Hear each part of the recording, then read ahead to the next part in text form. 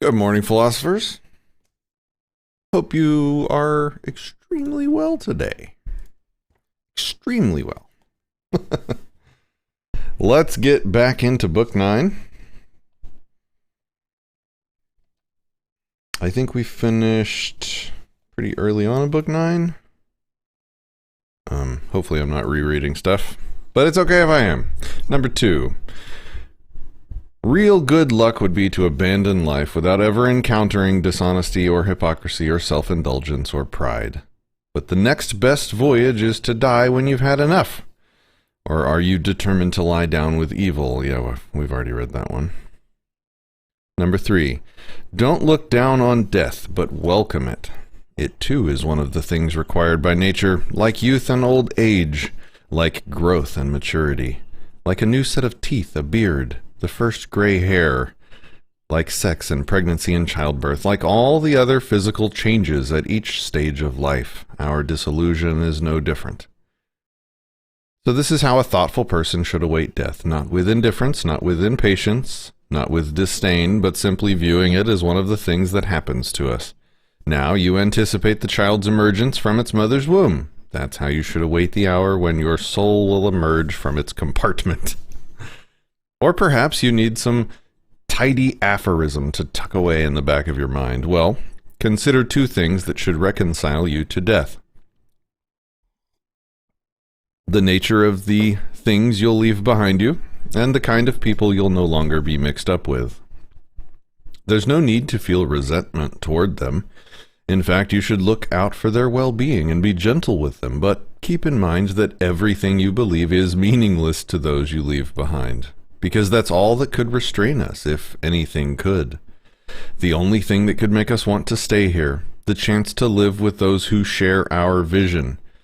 But now, look how tiring it is, this cacophony we live in. Enough to make you say to death, "Come quickly before I start to forget myself like them." Number 4. To do harm is to do yourself harm. To do an injustice is to do yourself an injustice. It degrades you. 5. And you can also commit injustice by doing nothing. 6. Hard disagree. Well, I mean, depending on your definition of justice. Okay. Number 6. Objective judgment now, at this very moment. Unselfish action now, at this very moment. Willing acceptance now, at this very moment, of all external events. That's all you need. 7. Blot out your imagination. Turn your desire to stone. Quench your appetites. Keep your mind centered on itself.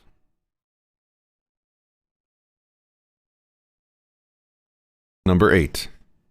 Animals without the logos are assigned the same soul, and those who have the logos share one too, a rational one. Just as all earthly creatures share one earth, just as we all see by the same light and breathe the same air, all of us who see and breathe. 9. All things are drawn toward what is like them, if such a thing exists. All earthly things feel the earth's tug. All wet things flow together, and airy things as well, so they have to be forcibly prevented from mixing. Excuse me. I'm recording right now, I can't come out. When I'm done recording... Where was I? Excuse me. All earthly things feel the earth's tug. All wet things flow together, and airy things as well, so they have to be forcibly prevented from mixing. Fire is naturally drawn upward by that higher fire, but ready to ignite at the slightest touch of other earthly flame, so that anything drier than usual makes good fuel, because less of what hinders combustion is mixed in with it. Oh, good old ancient explanations of physics, you know.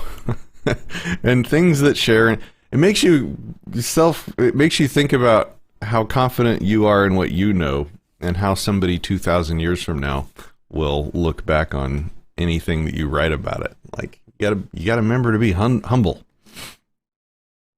And things that share an intelligent nature are just as prone to seek out what is like them, if not more so, because their superiority in other ways is matched by their greater readiness to mix and mingle with their counterparts. Even in irrational beings we see swarms and herds and nesting, and love not unlike ours, because they do have souls, and the bonding instinct is found in a developed form, not something we see in plants or stones or trees.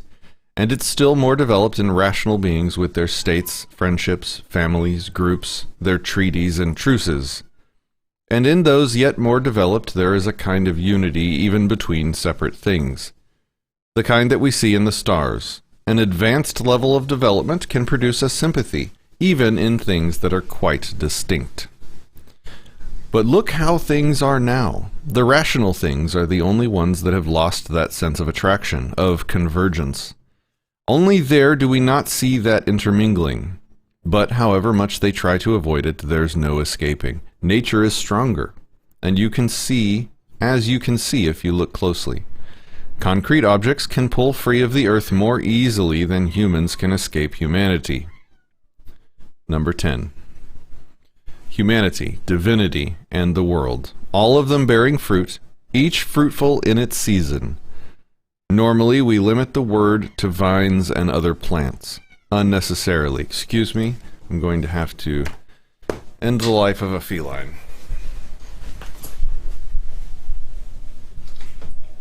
Go.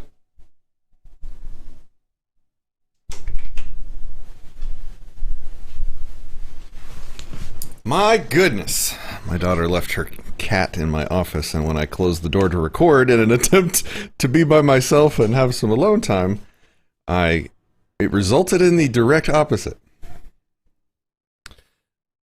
Let's see, where were we?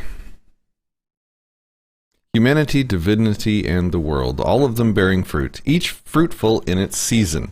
Normally we limit the word to vines and other plants, unnecessarily. The fruit of the Logos nourishes both us and it, and other things spring from it too, of the same species as the Logos itself. Number 11. Convince them not to, if you can. And if not, remember the capacity for patience was given us for a reason. The gods are patient with them too, and even help them to concrete things. Health, money, fame. Such is the gods' goodness, and yours too if you wanted. What's stopping you? 12. Work. Not to rouse pity, not to win sympathy or admiration, only this, activity, stillness, as the Logos of the state requires. 13. Today I escaped from anxiety. Or no, I discarded it because it was within me. It was in my own perceptions, not outside. 14. Known by long experience, limited in lifespan, debased in substance, all of it. Now as then in the time of those we buried. 15. Things wait outside us, hover at the door. They keep to themselves. Ask them who they are, and they don't know. They can give no account of themselves. What accounts for them? The mind does. Number 16. Not being done to, but doing. Source of good and bad for rational and political beings. Where their own goodness and badness is found, not in being done to, but in doing. 17. A rock thrown in the air. It loses nothing by coming down, gained nothing by going up. 18. Enter their minds, and you'll find the judges you're so afraid of, and how judiciously they judge themselves.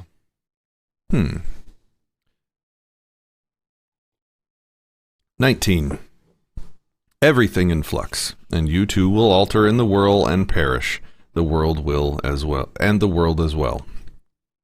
20. Leave other people's mistakes where they lie. 21. When we cease from activity, or follow a thought to its conclusion, it's a kind of death, and it doesn't harm us. Think about your life. Childhood, boyhood, youth, old age. Every transformation a kind of dying. Was that so terrible? Think about life with your grandfather, your mother, your adopted father. Realize how many other deaths and transformations and endings there have been, and ask yourself, was that so terrible? Then neither will the close of your life be its ending and transformation. 22. Go straight to the seat of intelligence, your own, the world's, your neighbor's. Your own to ground it in justice, the world's to remind yourself what it is you're a part of, your neighbor's to distinguish ignorance from calculation, and recognize it as like yours. 23. You participate in a society by your existence, then participate in its life through your actions, all your actions. Any action not directed toward a social end, directly or indirectly, is a disturbance to your life, an obstacle to wholeness, a source of dissension.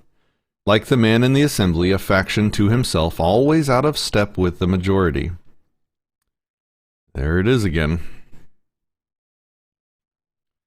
That collectivism, then participate in its life through your actions. Any action not directed toward a social end is a disturbance to your life, an obstacle to wholeness. Yeah, this is in direct contradiction to some of the best parts of objectivism. 24.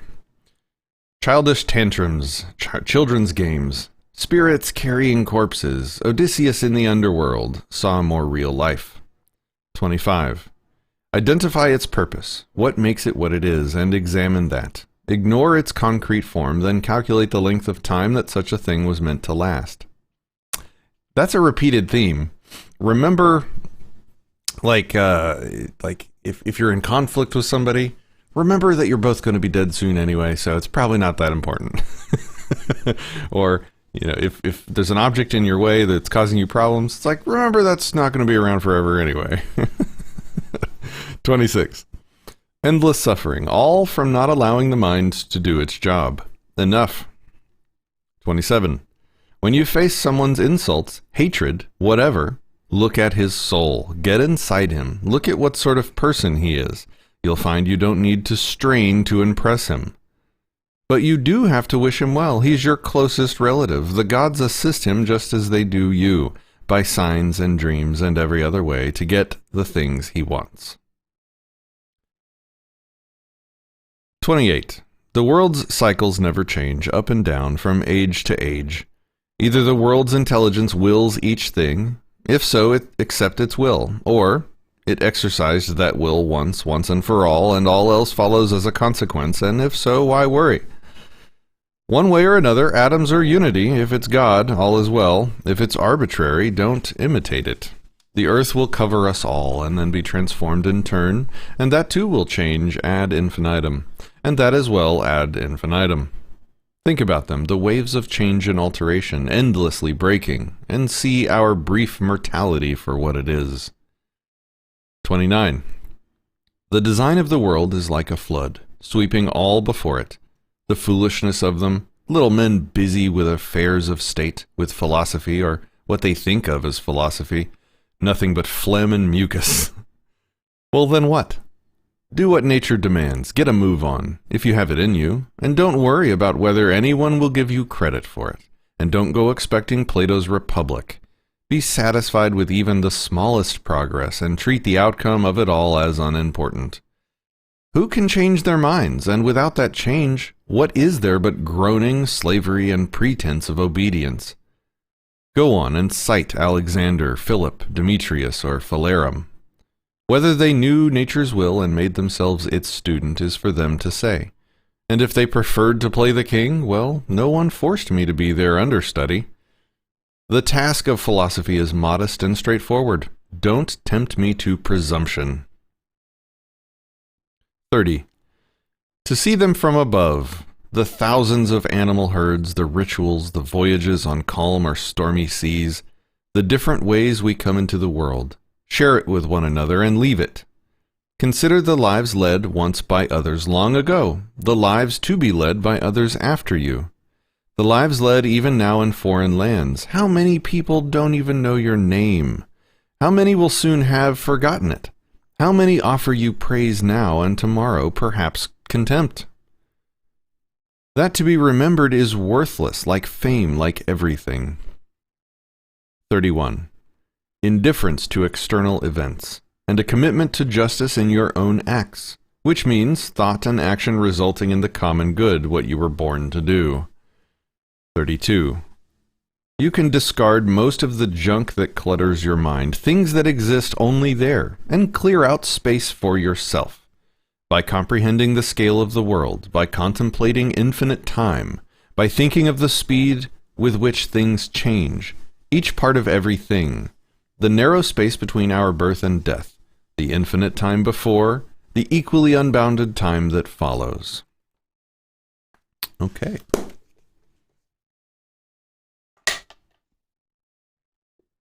My thought for today. Oh yeah, I had some success yesterday. The practice I put into myself paid off. There was a couple instances where I was pretty disappointed or severely inconvenienced by people that I was depending on to do what they agreed to do, and they just boldly came up and let me know that that wasn't going to be happening. And I kept my chill, I kept my cool, I handled it well. The only thing I could have done better is to work on having predicted those outcomes in advance and having a plan ready for them. In neither case did I predict that for some reason, even though the signs were all there. And when I saw the signs of, impending unreliability, I should have predicted the possibility of it and planned accordingly so that I could have handled it even better than I did. But the quote that I had, and I don't remember who this is from, the quote I wrote down for today, is domesticate your emotions. Don't pretend they don't exist. And this is one of the good lessons of Stoicism. It's like, feel your anger, experience your anger, and then domesticate that shit. Like, don't let it run wild. Domesticate is a great word for what it should be, what your emotions' role should be. They should be domesticated. They should be under your control. They should be trained. You can, feel them. You don't pretend they don't exist. That will be harmful to you for sure. But make sure you're the one in charge and driving that bus at all times. And it's easy when nothing bad's happening, but when the bad stuff's happening that your previous... What is happening? Super noisy outside. Yeah, and then my other thought for today is just to try and be more aware of where things are heading in real time so that I can set my expectations accordingly and plan for the possible negative outcomes so that I can handle them even better. So like the minimum behavior, the minimum standard of behavior in my mind is when you're given bad news or you're approached with a bad situation to not, lose your shit, to not lose your temper, to not freak out, to not lose it, right? That's the minimum. That's step one. That's bare minimum. To sort of stay at least calm and in control. Now, the